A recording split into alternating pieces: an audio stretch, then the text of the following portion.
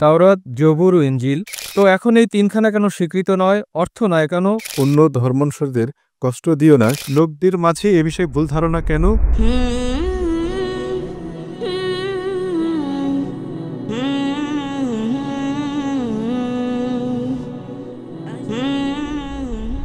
তাওরাত, জবুর ও ইনজিল। তাওরাত মুসা আলাহিসাল্লামের প্রতি নাজিল হয়, দাউদ আলাহিসাল্লামের প্রতি। কোনটা? হ্যাঁ, জবুর। আর ইনজিল ঈসা আলাহিসাল্লামের প্রতি নাজিল হয়। তো এখন এই তিনখানা কেন স্বীকৃত নয়, অর্থ নয় কেন? কোরআন আছে, আর তা তো মিশ্র করে দেয় মানুষে। আর তার প্রচলন কেন নেই এখন?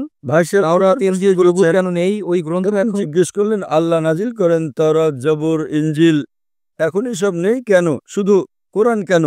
ভাই সাহেবের যে বইয়ের সংকলন হয় না, প্রথম, দ্বিতীয়, তৃতীয় সংকলন, তো শুধু নতুন সংকলনে রাখা হয়, পুরোনোটা বাদ দিয়ে দেওয়া হয়। কেননা এই যে উদ্দেশ্য সকল গ্রন্থে, সকল ওহীতে, সেটা মূল বিষয় একই।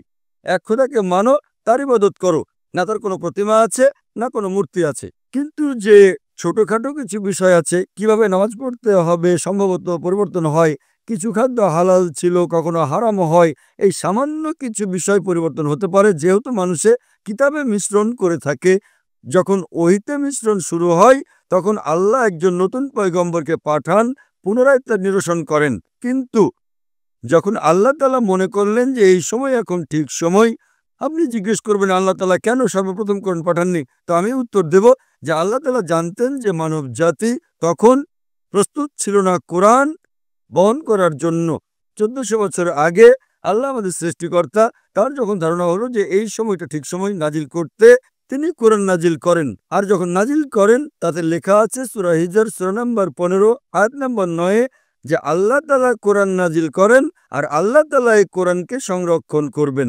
এরপর কেউ এই কোরআন মজিদে মিশ্রণ করতে পারবে না। আপনি যত চেষ্টা করেন না কেন, বর্তমান সময়ে লক্ষ লক্ষ মানুষ কোরআন মজিদ মুখস্থ করে রেখেছেন। এখানে দুনিয়ার অসংখ্য হাফেজ রয়েছেন, লক্ষ লক্ষ হাফেজ রয়েছেন, যারা কোরআন মজিদকে নিজেদের অন্তর থেকে আবার পুনরাবৃত্ত করতে পারেন। তারা কোরআন অন্তস্থ করেছেন। যত চেষ্টা করেন, বর্তমান সময়ে যদি আপনি সমস্ত কোরআন মজিদ পুড়িয়েও ফেলেন, নওজুবিল্লাহ, তারপরও সম্ভব নয় যে কোরআন আপনি শেষ করতে পারবেন। কেননা আল্লাহ তাআলার অঙ্গীকার যে কোরআন আমি নাজিল করেছি, আমি তা সংরক্ষণ করব। এই জন্য এরপর আর কোনো কোরআন আসবে না, নতুন কোনো ওহী আসবে না। এজন্যই আল্লাহ তাআলা বলেন যে শেষ ওহীর সংরক্ষণ করবেন, কেননা কিয়ামত পর্যন্ত সকল মানুষের জন্য একটা দিক নির্দেশনা বিদ্যমান। শুভ সন্ধ্যা স্যার, আমি অমর। আসলে আমি কিছু জানতে চাই। ইসলাম সম্পর্কে আমার তেমন কোনো ধারণা নেই, তবে শুনি প্রত্যেক ধর্মেই বলে অন্য ধর্মানুসারীদের কষ্ট দিও না, কিন্তু তা সত্ত্বেও ধর্মের নামে এত হত্যাযজ্ঞ চলে গোটা বিশ্বে। এই বিভিন্ন ধর্মের পার্থক্য কিভাবে আমরা প্রতিহত করতে পারি? আমি বলেছি যে প্রায় আমার মতে যত দাঙ্গা ফ্যাসাদ হয়, তার দায় রাজনীতিবিদদের। নিজেদের ব্যক্তিগত স্বার্থের জন্য ধর্মের নামে দাঙ্গা ফ্যাসাদ করিয়ে যাচ্ছে। এজন্য প্রত্যেক হিন্দু, প্রত্যেক মুসলমান যদি তাদের ধর্মগ্রন্থকে সঠিকভাবে পড়ে আর তার অনুসরণ করে, এই দাঙ্গা ফ্যাসাদ দূর হয়ে যাবে। যেভাবে কোরআন মজিদে লেখা আছে সূরা ইমরান সূরা নম্বর 3 আয়াত নম্বর 64-তে, তাআলাউ ইলা কালিমাতিন সাওয়াইন বাইনা বাইনাকুম। ঈশ্বর সেই কথাই যা তোমাদের ও আমাদের মধ্যে এক। লোকদের মাঝে এ বিষয়ে ভুল ধারণা কেন?